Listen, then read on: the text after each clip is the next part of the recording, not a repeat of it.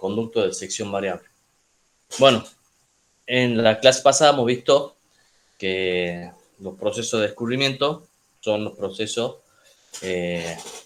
adiabáticos de descubrimiento, les llamamos, digamos, son los procesos en los cuales tenemos un flujo de vapor o de gas y la transmisión de calor a través de las paredes es muy pequeña comparada con la energía que lleva ese flujo. Y vemos en estos casos que hay una variación de volumen por tratarse de fluidos compresibles. Entonces hay una variación del volumen específico del fluido o de la densidad del fluido que tiene ciertas particularidades. Entonces, para conocer cómo va a ser la corriente esa, cómo va a ser el escurrimiento ese, vamos a ver las ecuaciones y los distintos casos y qué es lo que pasa desde el punto de vista termodinámico. O sea, cómo va cambiando el estado a medida que va circulando ese fluido a través del conducto. Bien, hemos dicho que en general para cualquier conducto se cumple el primer principio, o sea, el principio de conservación de la energía. Y si planteamos un balance, vamos a tener esta expresión, I1 más C1 cuadrado sobre 2 igual a I2 más C2 cuadrado sobre 2 igual al constante. Y de acá habíamos dicho que podemos despejar las diferencias de entalpía que se transformaban en diferencia de energía cinética, digamos. Después hemos analizado qué pasa con el segundo principio, hemos visto las irreversibilidades, cómo en los procesos irreversibles hay un aumento de entropía. Entonces hemos analizado en este diagrama los distintos posibles cambios de estado en forma genérica. Bueno, por un lado habíamos visto que tenemos en este caso un escurrimiento acelerado, en donde disminuye la presión y aumenta la velocidad.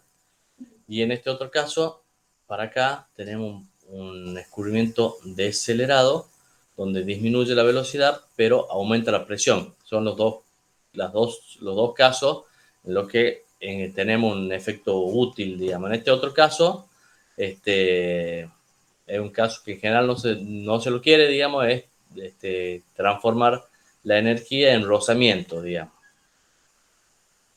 Bien, después hemos visto que la velocidad del sonido juega un papel importante en estos procesos de descubrimiento como una velocidad límite, digamos. Hemos visto que la velocidad del sonido depende de la temperatura de la sustancia y de la temperatura a la que está esa sustancia. O sea, hay un valor característico, digamos, para cada caso, digamos, en función únicamente de la temperatura. Bien, y ahora sí hemos empezado a estudiar qué es lo que pasa en los conductos de sección constante. Entonces, en un tubo, en la cañería que tenga la sección constante, hemos analizado qué pasaba con el flujo y con las velocidades. A ver, en un caso que tengamos un fluido incompresible, habíamos visto que si tenemos un cierto caudal acá, la velocidad va a ser constante debido a que en este caso la sección es constante.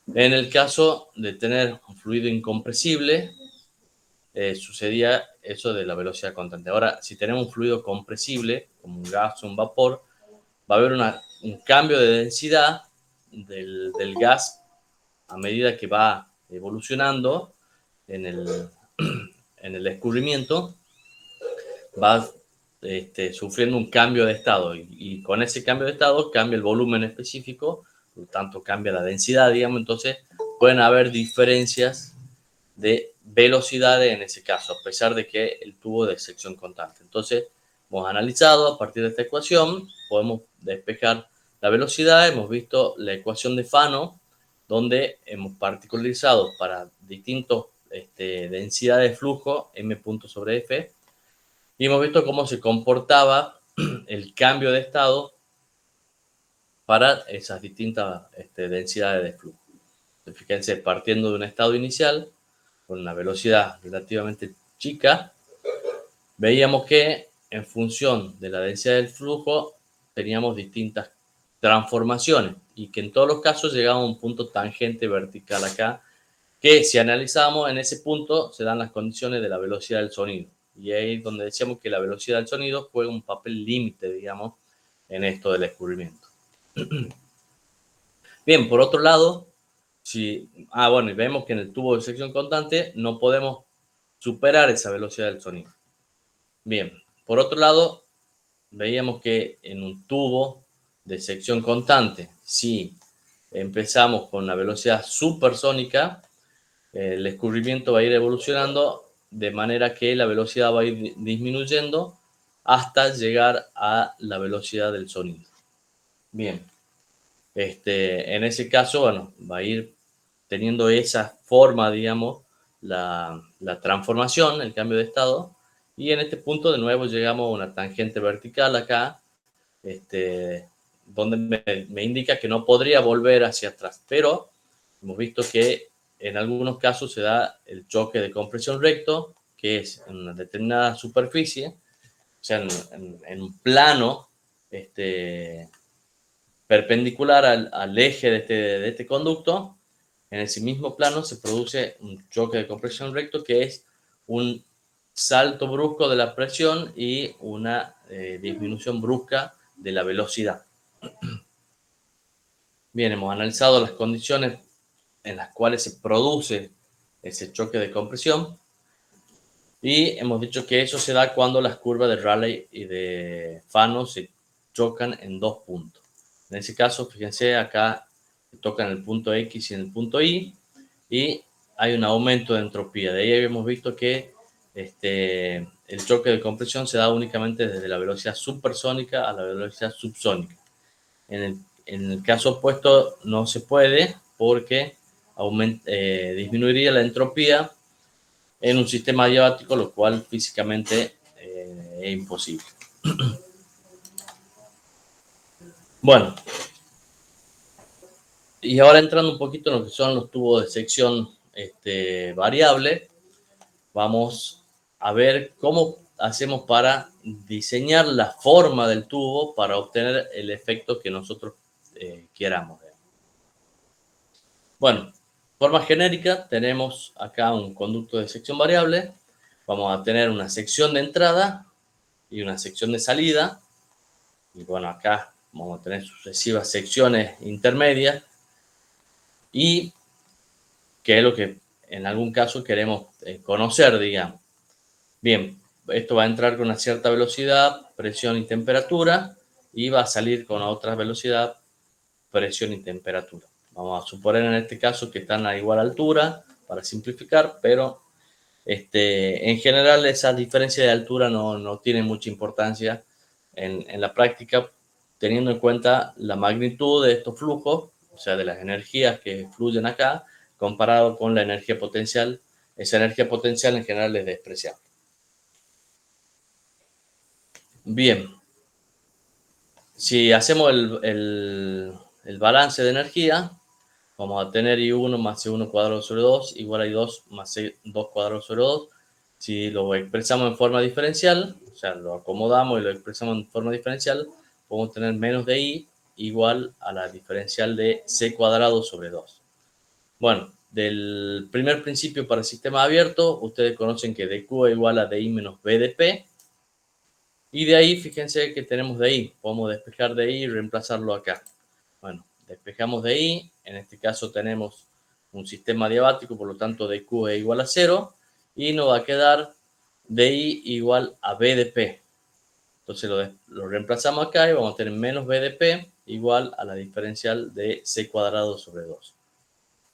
Esto vendría a ser la ecuación diferencial del escurrimiento. Bien, fíjense que de acá podemos analizar que el trabajo de expansión se convierte en energía cinética o viceversa. Bueno, acá vemos que tenemos un volumen específico. Si nosotros hacemos la integral de esto, vamos a poder ver cómo varía el cambio de estado a través del escurrimiento. Pero fíjense que acá hay una particularidad. Si este volumen específico es constante, como pasa en el caso de los fluidos incompresibles, los líquidos, yo lo puedo sacar afuera de la integral y en ese caso me va a quedar esta expresión. Y esta expresión ustedes la conocen ya de mecánica de los fluidos, es la ecuación de Bernoulli. Entonces fíjense que de acá, para fluido incompresible, podemos obtener la ecuación de Bernoulli, que ustedes ya saben cómo se emplea, ¿no? Bueno, entonces decíamos que en un conducto de sección constante teníamos un determinado comportamiento y teníamos ciertos cambios de velocidades debido a que a medida que va transcurriendo el escurrimiento, el cambio de volumen específico me va dando una diferencia de sección, una diferencia de velocidad a pesar de tener una sección constante. Pero en ese caso, llegamos a una velocidad como límite, la velocidad del sonido. Ahora veamos que podemos obtener velocidades mayores que la del sonido en una tobera, o podemos emplear velocidades mayores que la del sonido también en un difusor, que son equipos que tienen una sección variable. Entonces vamos a ver cómo tiene que ser esa sección para lograr el efecto deseado. Bueno, fíjense, nosotros tenemos en el IS, vamos a suponer que queremos diseñar una tobera, entonces tenemos una presión P1 y T1 y queremos hacer una expansión hasta una presión P2, que le llamamos contrapresión, conocida, y queremos obtener de ese escurrimiento la mayor velocidad posible. Bien, entonces nosotros queremos saber cómo tenemos que hacer el conducto. Nosotros sabemos que si hacemos un conducto de sección constante, como máximo podremos tener la velocidad del sonido. Pero haciendo un conducto de sección variable, podemos tener velocidades mayores que la del sonido. Bueno, queremos ver cómo tiene que ser esa forma, o sea, del conducto, para que me dé el mayor efecto útil, digamos. En este caso, si estamos hablando de una tobera, como les decía, queremos tener la mayor energía cinética obtenida con ese aparato. Bueno, ¿cómo se hace esto? Tenemos ecuaciones para hacerlo, pero lo vamos a hacer primero en forma gráfica para que lo entendamos. Entonces, fíjense, ustedes tienen un estado inicial 1, determinado por P1, T1, y tienen la presión P2. Nosotros queremos que el escurrimiento me dé el mayor efecto, entonces queremos que sea reversible, entonces la expansión va a ser adiabática reversible, o sea, vertical acá en el IS. Entonces trazamos esta vertical desde 1 hasta donde cortamos la presión P2 y obtenemos el punto 2. Bien. Y de ahí, ¿cómo se trabaja para obtener la sección?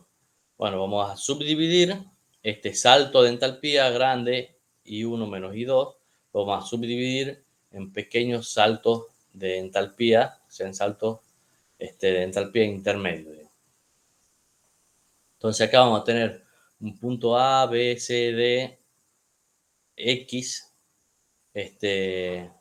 y en cada uno de esos puntos, fíjense, vamos a tener un volumen específico y una presión. Entonces vamos a hacer una tabla. En la tabla vamos a poner cada una de esas presiones, P1, PA, P2, PB, PC, etcétera, PX en forma genérica y por último P2. Para cada una de esas presiones, fíjense que nosotros podemos sacar del IS, si nos venimos hasta acá, en cada una de esas presiones que hemos marcado, podemos sacar los saltos de entalpía. Entonces vamos a tabular esos saltos de entalpía también. Bien, con esos saltos de entalpía, usando la ecuación del primer principio, del balance, que ya la habíamos obtenido, fíjense que es esta, C igual a la raíz de 2 veces el delta de I, podemos obtener la velocidad. Entonces, calculamos acá en la tercera columna la velocidad. Luego, de cada uno de estos puntos, podemos obtener el volumen específico. Entonces acá vamos a tener el volumen específico en A, el volumen específico en B, etc. Entonces tabulamos también el volumen específico. Después tenemos acá la densidad, que sabemos que es la inversa del volumen específico. Entonces 1 sobre B1, calculamos acá la densidad. Hacemos el producto de la tercera columna por la quinta columna, C por ρ, y lo tabulamos acá a ese producto. Bueno, y fíjense que por la ecuación de continuidad, ya hemos visto anteriormente, ustedes tienen m punto igual a F por C por ρ. Entonces de acá pueden despejar la sección. La sección va a ser F igual a M punto sobre C por ρ. Entonces, de acá ustedes pueden calcular la sección que en función de M punto y C por ρ, lo tienen acá, y ponen el valor de la sección. Fíjense que si nosotros ahora graficamos lo que tenemos, la información que tenemos en esta tabla, vamos a poder sacar algunas conclusiones. Fíjense, vamos a graficar. Acá tenemos, por ejemplo, la velocidad.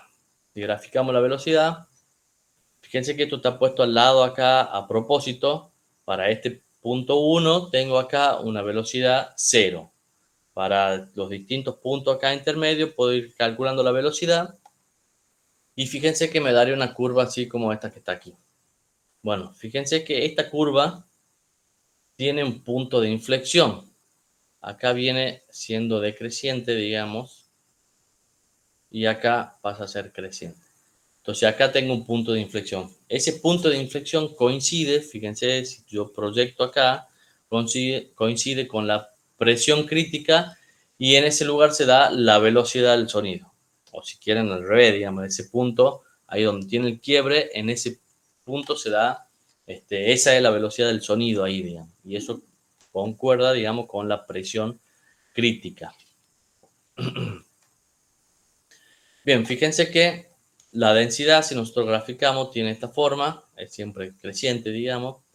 Entonces, acá vamos a tener que coincide, fíjense, si graficamos C por ρ, acá hay una pancita donde tiene una tangente acá vertical, entonces acá tengo un máximo para C por ρ.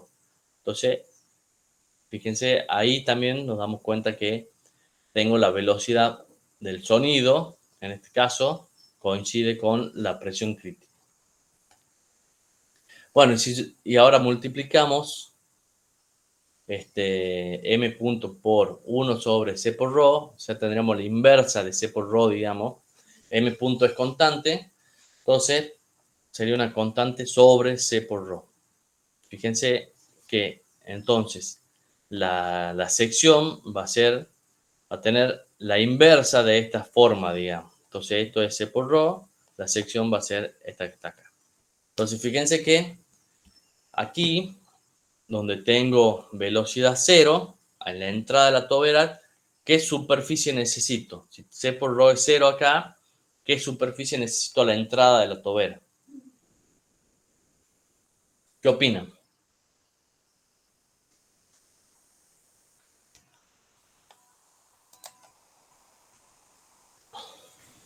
Infinito. Infinito, o sea, 1 sobre 0. Entonces esa va a ser la superficie que necesito a la entrada de la tobera. Fíjense que acá donde tengo el punto de inflexión para acá va a ser máximo. En el caso de la superficie, ahí va a ser una superficie mínima, digamos. Entonces, para la presión crítica yo voy a tener una sección mínima, y ahí se va a dar también la velocidad del sonido. Bueno, y después la sección tiene que seguir creciendo y va a tener una cierta forma, digamos. O sea, esto me va dando la forma que tiene que tener la tobera. Entonces, con esto yo podría diseñar la tobera, digamos. Bien, fíjense cómo va a ser la forma de la tobera entonces. La forma de la tobera va a depender de la presión, de la contrapresión. Fíjense que en este caso la presión crítica está más o menos por acá, donde tengo el cursor, no sé si lo ven ahí estaría, bueno, acá digamos así, estaría la presión crítica. Entonces, si la contrapresión fuese por arriba de la presión crítica, yo no llegaría a la velocidad del sonido, digamos. Ahora, si tengo una presión por abajo de la presión crítica, voy a tener una velocidad igual o mayor que la del sonido. Entonces, fíjense, cuando tengo una tobera con una contrapresión mayor que la presión crítica, va a tener esta forma y se denomina tobera Kertin. En este caso, la velocidad acá es menor que la del sonido o como mucho la del sonido, digamos. Pero en este caso, si yo llego a bajar más la contrapresión, no voy a superar la velocidad del sonido. En cambio, en este otro caso, que tengo una tobera de Laval, en este caso tengo una presión P2, o sea, una contrapresión menor que la presión crítica. Entonces acá vamos a tener, en esta sección mínima, se va a dar la velocidad del sonido y luego voy a tener un aumento de velocidad. Entonces fíjense cómo acá, bueno, esto es tangente vertical, o sea, es prácticamente infinita la superficie acá, la superficie de entrada, la F1, digamos. Va disminuyendo la superficie, o sea, tengo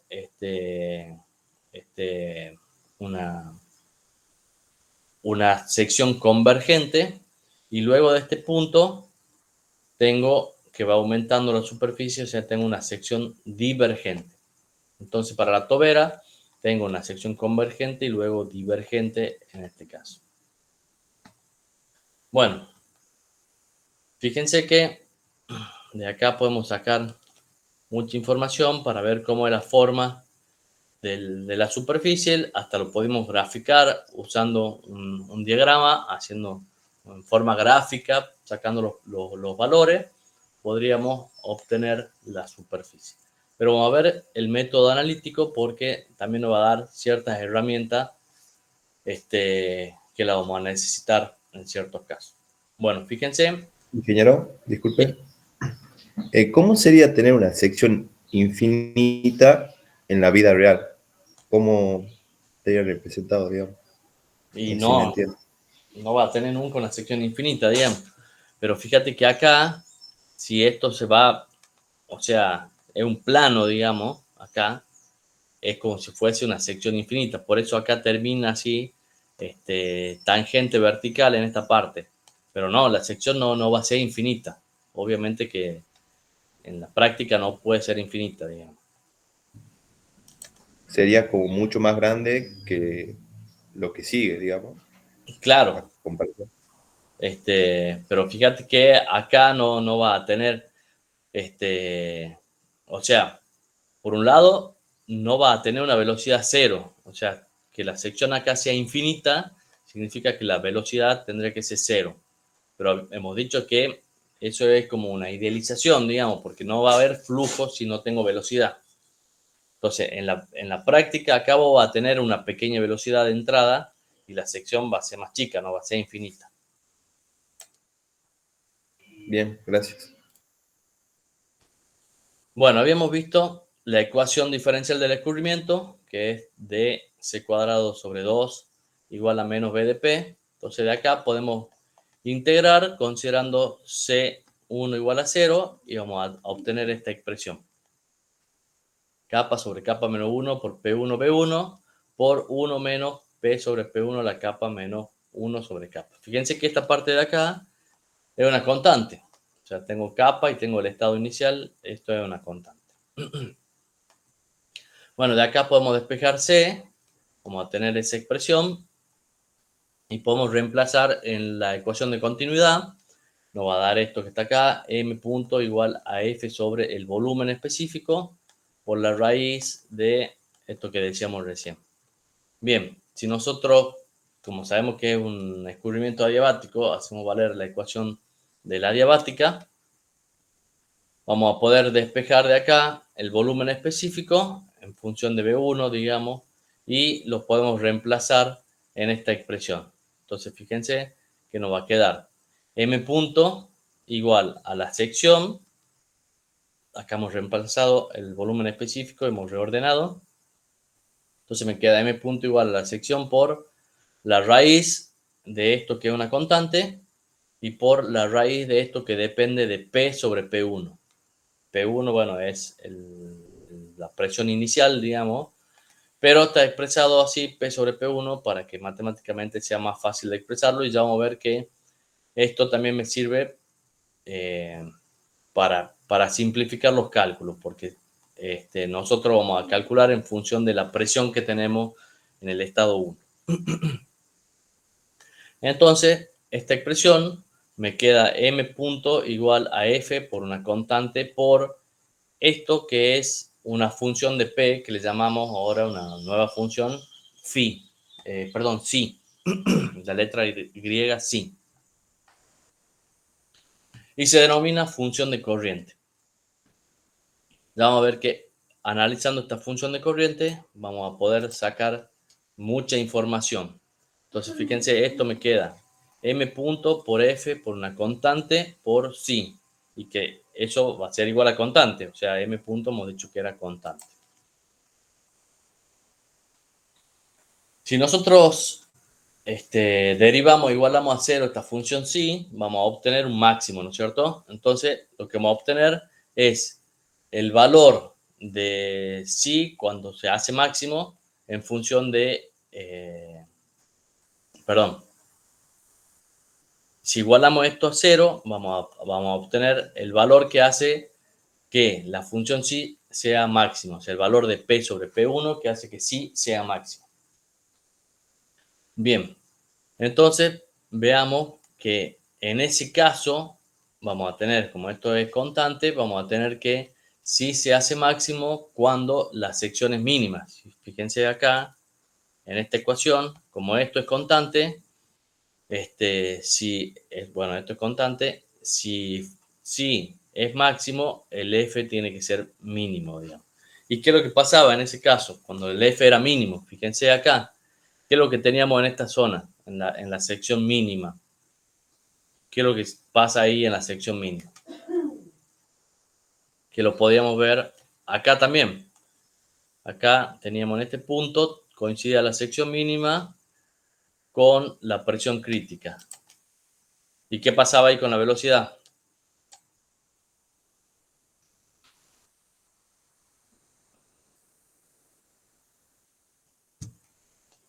Fíjense, en ese caso tenemos la presión crítica y tenemos la velocidad del sonido. La velocidad del sonido ya la conocemos, ya la hemos calculado antes, la raíz de kappa por r por t. Bueno, fíjense, acá tenemos una relación, si sacamos de acá tenemos la relación de P crítico sobre P1, que tengo un valor constante. O sea, depende únicamente de la sustancia, o sea, del kappa. Y también podemos ver de acá, de esta tabla, podemos ver que acá tengo una velocidad máxima. O sea, cuando la presión llega a cero, acá tengo una velocidad máxima. Entonces también la puedo conocer matemáticamente a esa velocidad. Y también va a ser una función de kappa. Entonces vemos que para cada uno de los casos, la relación P crítica sobre P1 o la velocidad máxima sobre la velocidad del sonido es función de kappa. Entonces, si yo tengo, por ejemplo, helio, aire, vapor saturado, vapor sobrecalentado, yo puedo conocer el kappa de cada uno y puedo conocer la relación P crítica sobre P1 o la velocidad máxima sobre la velocidad del sonido o el phi máximo. Entonces, fíjense que esta tablita, la única información que necesitamos para construirla es el valor de kappa, digamos. Entonces puedo construir esto.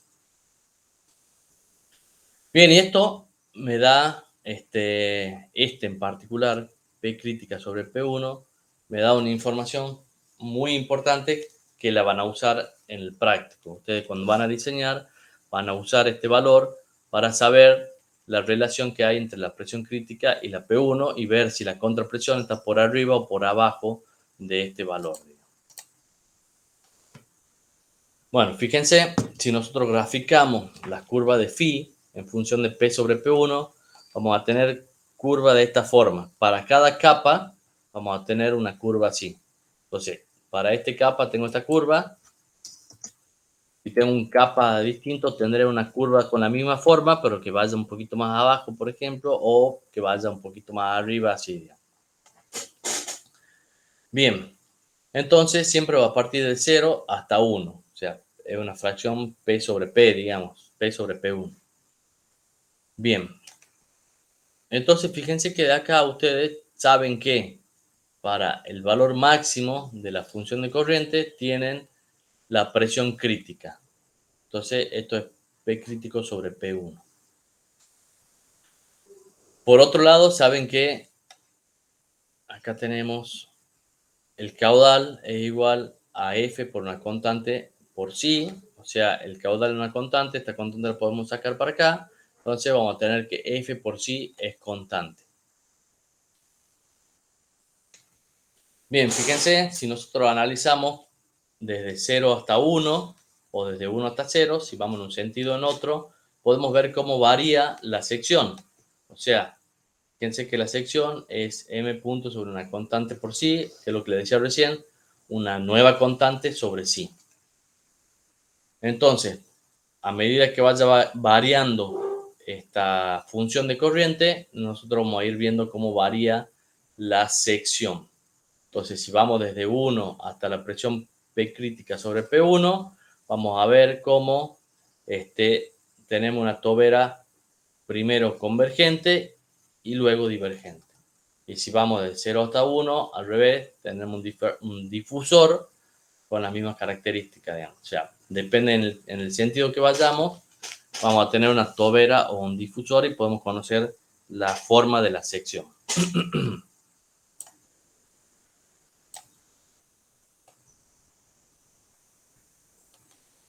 Bueno, fíjense que de esta expresión que tenemos acá, de la velocidad, y luego tenemos acá el caudal, si queremos calcular el caudal, podemos usar esta expresión, pero nosotros habíamos visto que según cómo sean las toberas, la velocidad tenía una forma particular. Entonces, en definitiva, vamos a poder particularizar también el cálculo de la velocidad y o del caudal. Bueno, entonces si tenemos una tobera Kertin, fíjense esta curvita que habíamos visto antes, a medida que va disminuyendo la presión, va aumentando la velocidad, pero si yo tengo una sección que llega hasta acá, como máximo voy a tener la velocidad del sonido a la salida. Entonces, lo que vamos a hacer es, para conocer el caudal, vamos a usar la sección de salida en este caso y las condiciones de la sección de salida. Entonces vamos a reemplazar en la expresión de recién y con eso podemos conocer el caudal. O sea, el caudal va a ser m punto igual a F2, que es la sección de salida, por la raíz de esto es una constante y por la raíz de esto que acá vamos a reemplazar la presión a la salida, o sea, la contrapresión P2. Y de ahí podemos conocer el caudal. Fíjense que va a ser F2 por esto que es una constante, o sea, una constante que depende del estado inicial, por el psi2. Este sí lo podemos sacar de la gráfica que hemos visto recién, de la gráfica de función de corriente. Ahora, si la presión es menor que la presión crítica, o sea, la contrapresión es menor que la presión crítica, vamos a saber que este phi siempre va a ser el phi máximo, digamos. Por más que baje más la presión, o sea, todo lo que queramos bajar de la presión crítica, fíjense que la velocidad acá siempre va a ser la del sonido, entonces en este caso siempre vamos a usar phi máximo. ¿Vamos bien hasta ahí? ¿Se va entendiendo o no?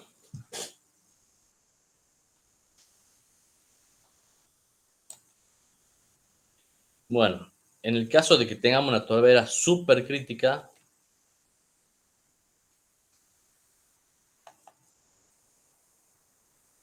fíjense que en este caso acá tenemos la velocidad del sonido, pero a medida que vamos avanzando tenemos una velocidad mayor que la del sonido. Entonces, en ese caso, si queremos conocer el caudal, ¿qué se le ocurre que podemos hacer? Sabiendo que acá tenemos la velocidad del sonido. Y la presión crítica también.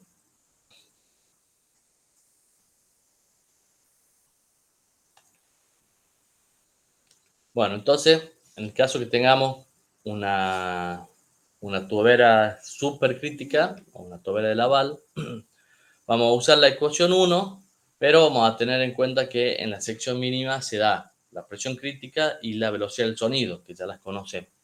Entonces, fíjense, P crítica sobre P1, habíamos dicho que era una función de capa y valía esto que está acá, 2 sobre capa más 1 elevado a la capa sobre capa menos 1.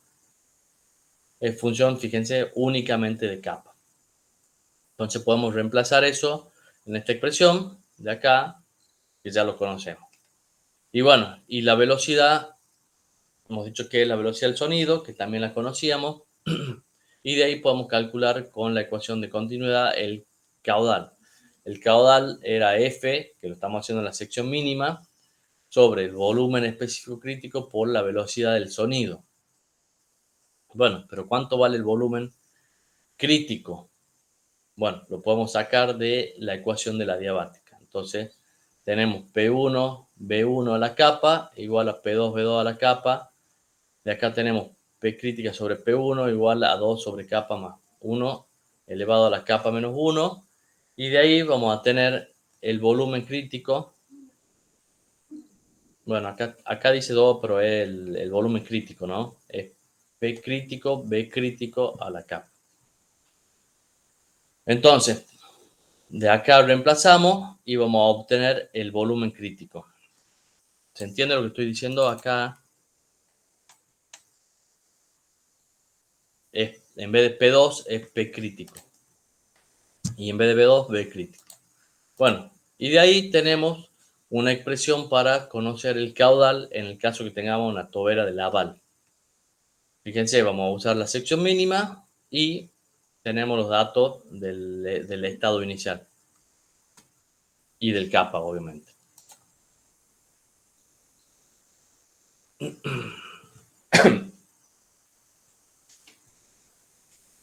Bueno, veamos qué pasa con las pérdidas. Lo que hemos visto hasta acá eran escurrimientos. Fíjense en este diagrama, habíamos dicho que habíamos tomado un escurrimiento adiabático reversible. Queríamos obtener la máxima velocidad, entonces hemos supuesto que el proceso era reversible.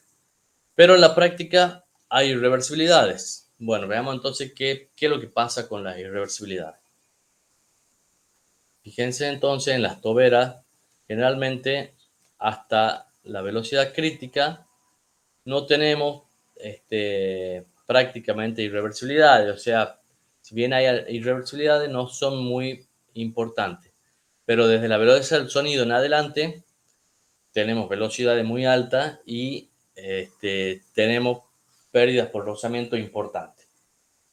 Entonces, más o menos la forma de la transformación, más o menos va a ser así en el caso de que sea irreversible. Fíjense que cuando hay irreversibles, acá tengo un aumento de entropía, hay un calor generado. Entonces, supongamos que esta curva que está acá con línea de trazo sea la transformación real. Entonces, fíjense que yo podría, si esto es un TIS, podría sacar el área abajo de esta curva y eso sería el calor generado. Fíjense que de ese calor generado, como nosotros estamos haciendo una expansión en la tobera, entonces en ese caso, ese calor generado me produciría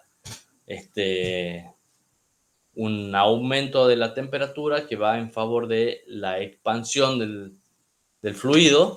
Entonces no todo ese calor está perdido, sino que una parte de ese calor, la que está por arriba de la contrapresión P2, la puedo aprovechar, entre comillas, digamos, la estoy reutilizando en la expansión del fluido. Pero otra parte indefectiblemente va a estar perdida, que es la parte esta que queda por abajo de la presión de salida, digamos, de la presión P2.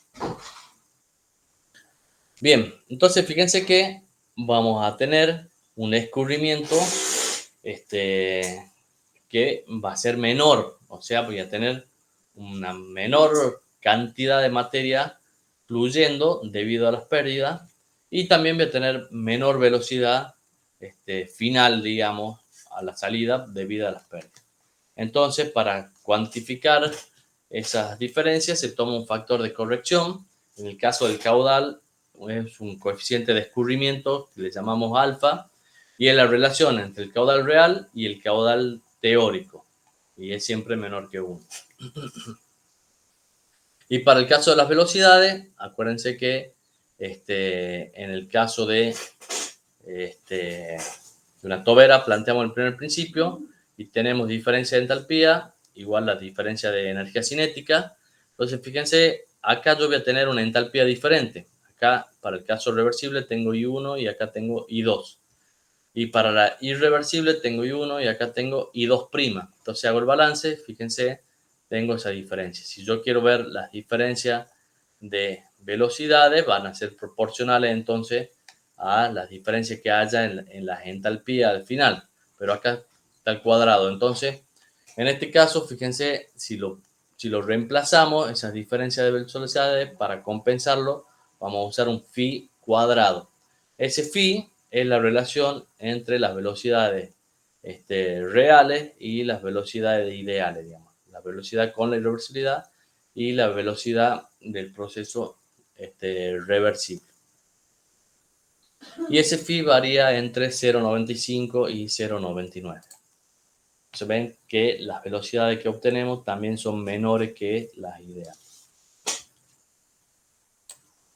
Bueno, y por último, a ver qué es lo que pasa con las toberas cuando están fuera del régimen. O sea, yo qué es lo que quiero de la tobera, que la tobera funcione entregándome la mayor velocidad posible, digamos. O sea, yo la diseño para tener una cierta velocidad acá en función de la presión que tenga a la salida.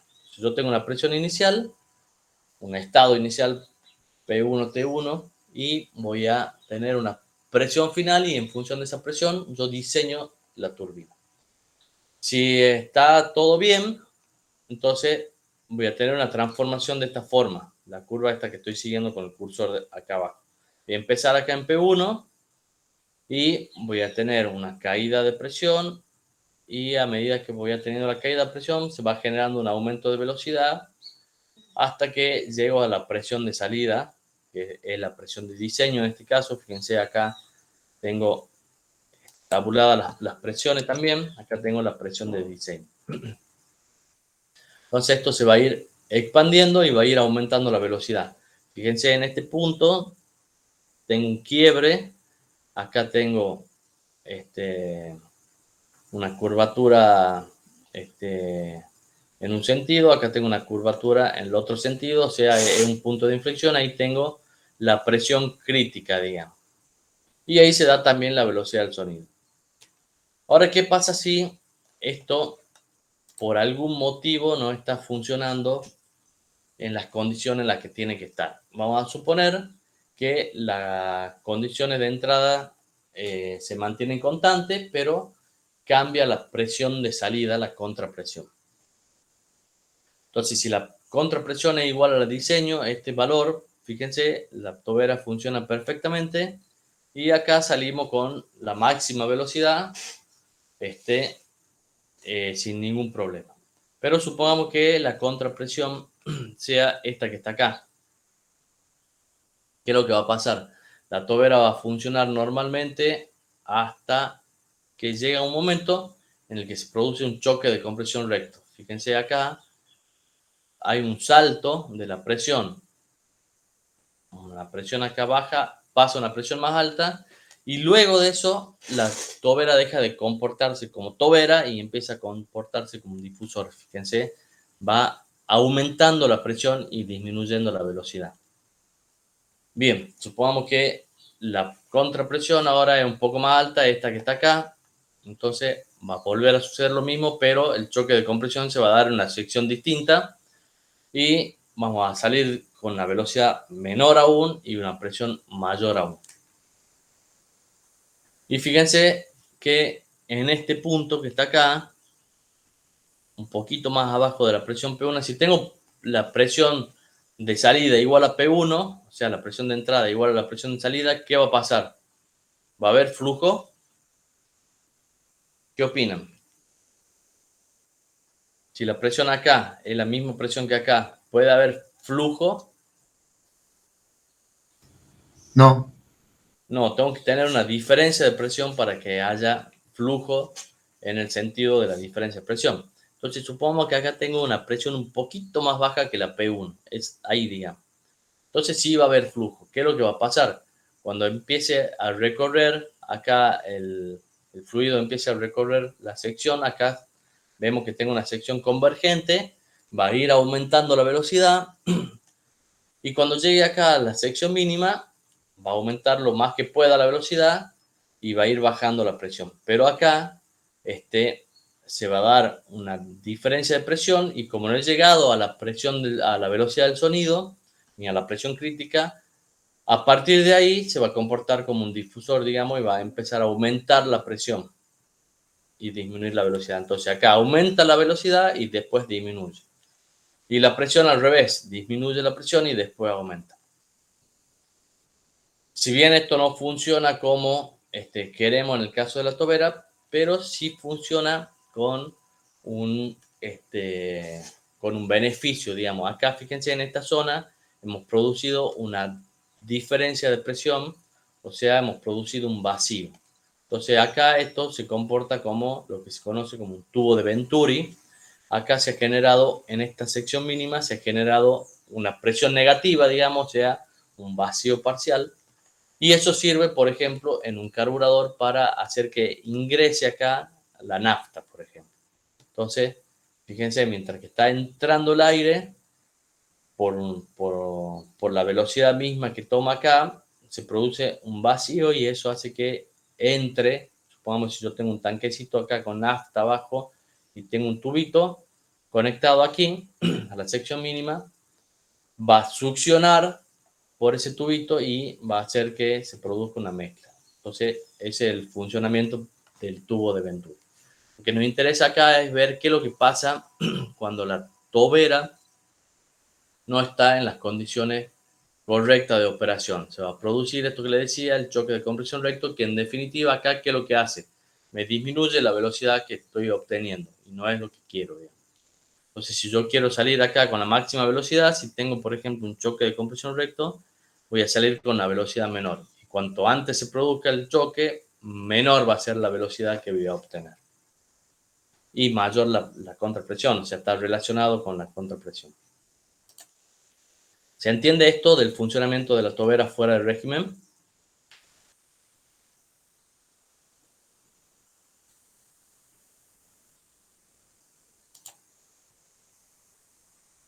Bueno, parece que está todo claro, así que hasta acá hemos llegado hoy.